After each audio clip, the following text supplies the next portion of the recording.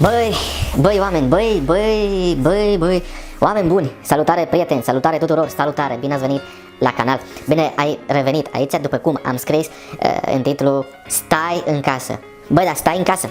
De ce spun lucrul ăsta? Pentru că azi trebuie să stăm în casă și dacă trebuie să stăm în casă, e o lege, mă. Băi, e o lege pentru că legea asta e pentru binele nostru, pentru binele tău, pentru binele meu, pentru binele tuturor. Bă, dacă tot ai golit magazinele de hârtie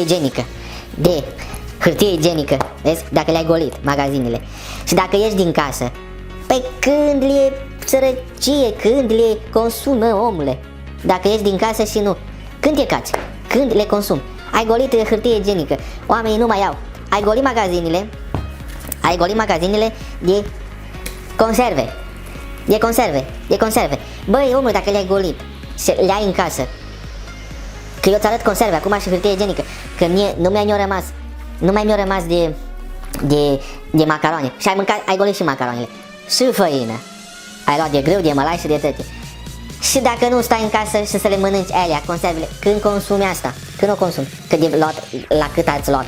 Cât ați cumpărat? Nu știu, mă, omule bun, că nu mai este hârtie igienică. Nu mai este. Deci nu mai este hârtie igienică. Astea sunt două ale mele. Sper să-mi ajungă 15 zile, o jumătate de lună, o lună întreagă, 30, nu știu. Sper să-mi ajungă și să mai găsesc. Astea mi-au rămas mie. Dacă le-ai cumpărat pe tăte și nu stai în casă, mergi să le consumi de la vecinul, mergi să le consumi de la lucru, mergi să le consumi. Stai în casă și consumele, da? Mănâncă, șterge-te cu ele la partea din spate a fecalelor, care o să iasă din tine.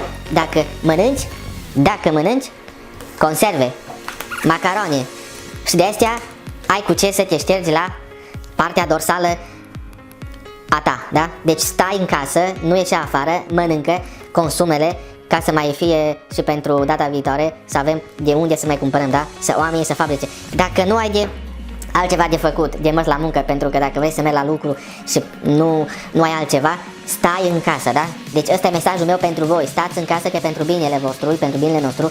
Și dacă nu stați în casă, să vă iei o diarie, și să nu aveți hârtie igienică cu voi. Să nu aveți hârtie igienică cu voi, da? Asta este pentru voi. Stați în casă și dacă nu, diaria să fie pe voi. Numai 7 zile să stați pe drumuri, da? Stați în casă ca să nu ne contaminăm.